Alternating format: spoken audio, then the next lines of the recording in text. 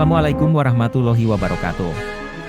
Pemirsa Grebek TV yang budiman, bersama saya Dinar Ramadan Setia Sucipto, dalam segmen Sepenggal Berita. Naskah berita yang akan saya bacakan ini berjudul, Banyak yang Marah-Marah. Menuduh Kiai Imaduddin Utsman sesat dan dijuluki dengan kata-kata yang sangat tidak pantas. Nastaghfirullahaladzim. Pemirsa, sebuah tulisan menarik, yang terposting di website RMINU Banten tentang Kiai Imaduddin Utsman, dan penelitian ilmiahnya tentang nasab Habib, yang ditulis oleh Kiai Abdul Hai Nasuki. Di dalam tulisannya tersebut, Kiai Abdul Hai menceritakan Kiai Imaduddin Utsman, di mana di sela-sela kesibukannya yang luar biasa itu, masih mampu menyisihkan waktunya, mengarang lebih dari 20 kitab yang luar biasa. Dengan tidak berlebihan, menurut Kiai Abdul Hai, jika tesis Kiai Imaduddin Utsman ini melampaui sebuah disertasi, dan layak bergelar di atas profesor dan S3. Kiai Imaduddin Utsman, yang juga sebagai Ketua Komisi Fatwa MUI Provinsi Banten, merupakan salah satu dari sekian cendekiawan yang ada di Banten, dan beliau juga dianggap paling layak, dan tabahur ilmunya. Beliau Kiai Imaduddin Utsman, juga seorang penulis dan pemikir, penelaah kitab-kitab, yang tentunya sudah menguasai betul disiplin ilmu yang sangat diperlukan, seperti Nahwu Syorof, Balaghah, Mantik, Tarikh dan lain-lain. Sebuah prestasi yang tidak diragukan, dan sangat bisa dipertanggungjawabkan. Beliau yang juga sebagai penasehat GMNU Banten, bersama segenap warga NU, sangat mencintai Rasulullah Shallallahu Alaihi Wasallam. Namun demikian, dalam kaitan viralnya tesis nasab para habaib, masih banyak yang belum memahami substansi yang dipermasalahkan Kiai Imaduddin Utsman. Kiai Abdul Hai Nasuki juga menyampaikan, pendapat-pendapat Kiai Imaduddin Utsman dalam penelitian ilmiahnya itu, tentu bukan berangkat dari nafsu, atau tujuan negatif, tetapi lebih dilatar belakangi sebagai penelitian ilmiah tentang nasab habaib, yang kemudian, mengarah pada terputusnya nasab Ubaidillah pada Ahmad Al-Muhajir bin Isa. Kiai Abdul Hai juga menegaskan, hasil penelitian Kiai Imaduddin Utsman ini bisa benar dan bisa juga salah. Kiai Imaduddin Utsman sendiri tidak merasa sebagai yang paling benar, masih ada kemungkinan-kemungkinan salah, jika ada penelitian tandingan yang dapat mementahkan pendapatnya ini. Sambil tertawa kecil Kiai Abdul Hai melanjutkan, akan tetapi lucunya, mengapa banyak yang marah-marah, seperti kebakaran jenggot, menuduh Kiai Imaduddin Utsman sesat, dan menjulukinya dengan kata-kata yang sangat tidak pantas. Nastaghfirullahaladzim, kata Kiai Abdul Hai sambil mengelus dada. Padahal, lanjut Kiai Abdul Hai, beliau Kiai Imaduddin Utsman, sama sekali tidak membenci habaib, lebih-lebih yang alim alamah, beliau pasti memuliakan habaib, beliau sangat takzim kepada habaib, itu sangat tidak diragukan.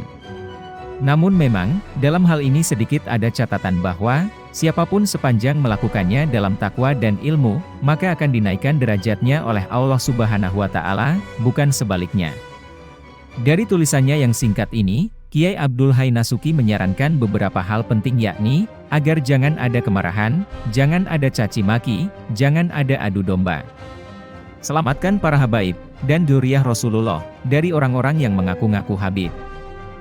Jika tidak setuju, buatlah penelitian ilmiah yang otentik, kredibel, faktual, yang memang menyatakan bahwa Ubaidillah adalah putra dari Ahmad bin Isa. Jangan kemudian mengarahkan hasil penelitian beliau ke arah yang lain. Adapun dari hasil dialog panjang Kiai Abdul Hai Nasuki dengan Kiai Imaduddin Utsman secara langsung, pada hari Minggu, 16 April 2023, dari jam 20.30 pukul 23 WIB, di Ponpes Ar-Raudhah Kabupaten Serang, dalam acara silaturahmi, Kiai dan segenap pengurus RMI PCNU, Kabupaten Serang, maka bisa disimpulkan, beberapa metode penelitian Kiai Imaduddin Utsman terkait nasab Habib ini, antara lain. Pertama, metodologi penelitian Kiai Imaduddin Utsman terkait nasab Habib ini adalah kuantitatif, dari data menuju teori, dan objeknya adalah kajian pustaka. Pustaka yang ditelaah adalah menggunakan redaksi bahasa Arab, dan untuk bisa memahaminya, hanya yang sudah menguasai ilmu gramatika bahasa Arab, yang terutama Nahwu Syorof dan Balaghah, setidaknya harus hafal Alfiyah, Jawahirul Maknun, Uqudul Juman dan kitab-kitab lainnya. Juga harus paham betul ilmu mantik, ilmu tarikh, dan disiplin ilmu lainnya. Penelitian ini levelnya sangat tinggi, jelas Kiai Abdul Hai. Dan hanya bisa dilakukan oleh orang-orang yang berilmu tinggi. Jika belum hafal Alfiyah, lalu seenaknya saja membantah, tentu ini belum levelnya, apalagi belum mampu baca kitab kuning, dan mengarang kitab dengan redaksi bahasa Arab yang sesuai dengan gramatikanya, juga itu belum kelasnya. Jelas Kiai Abdul Hai. Namun, tentu saja siapapun boleh berpendapat, sepanjang argumentasinya bisa dipertanggungjawabkan secara ilmiah. Hanya saja, kualifikasi itu penting untuk menjadi tolak ukur keilmuan dari seseorang yang berpendapat. Kedua, penelitian beliau bukan hanya satu kitab, tapi semua kitab tarikh nasab yang ada. Artinya, teori yang beliau tetapkan, berdasarkan data-data dari pustaka tersebut, tidak sembarangan, dan sangat jelas sumbernya. Bukan tuduhan, halusinasi, atau bahkan niat kebencian. Data-data kitab pustaka yang otentik, beliau baca seluruhnya, lalu dikomparasikan, dicocokkan, disesuaikan, sehingga muncullah sebuah konklusi nasab Ubaidillah yang terputus kepada Ahmad bin Isa. Maka menurutnya, sekedar saran, untuk yang akan membantah penelitian Kiai Haji Imaduddin Utsman ini, setidaknya harus memenuhi beberapa kriteria, sebagai berikut. 1. Memahami dengan menyeluruh, disiplin ilmu yang diperlukan, seperti Nahwu Syorof, Balagho, Mantik, Fikih, Usul Fikih, Qawaidul Fikih, dan lain-lain.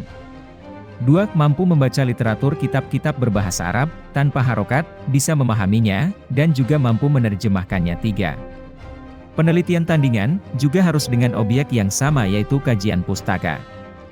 Begitulah hal-hal yang disampaikan oleh Kiai Abdul Hai Nasuki mengenai Kiai Imaduddin Utsman dan penelitiannya tentang nasab para habaib. Selain itu, Kiai Abdul Hai kembali menegaskan bahwa, kecintaan Kiai Imaduddin Utsman terhadap khazanah ilmu-ilmu agama Islam sangat luar biasa. Beliau yang diberi amanat sebagai Ketua RMI PWNU Banten, Ketua Komisi Fatwa MUI Provinsi Banten, merangkap pengurus LBM PBNU, penasehat GMNU Banten dan pengasuh Ponpes Nahdlatul Ulum yang santrinya 1000 lebih, dan banyak yang mengukir prestasi sebagai juara-juara baca kitab kuning, pada MTQ tingkat kabupaten, kota bahkan provinsi Banten. Bukti kecintaannya terhadap ilmu pengetahuan agama Islam, diwujudkan dalam karya-karya kitabnya dengan redaksi bahasa Arab, yang gramatikanya indah dan mudah dipahami.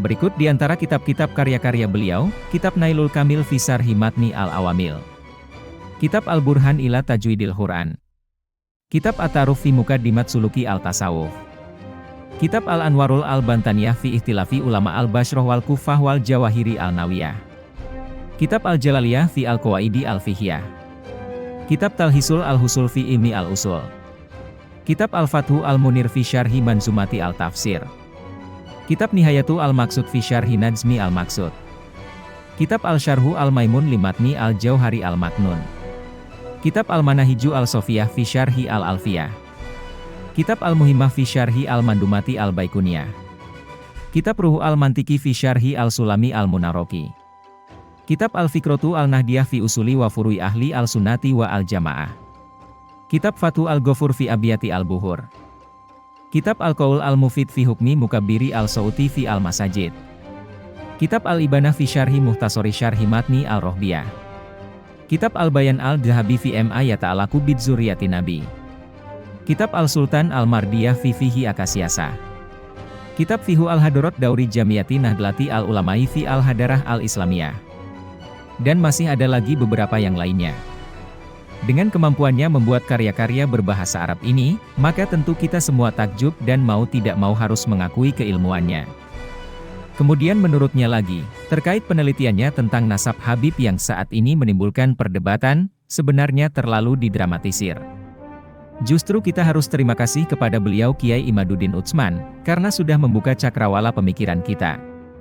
Supaya terus mengkaji, melakukan diskusi ilmiah, bermudzakarah, yang tentunya mencari kebenaran, dan menampilkan hujjah-hujjah yang muktabaroh.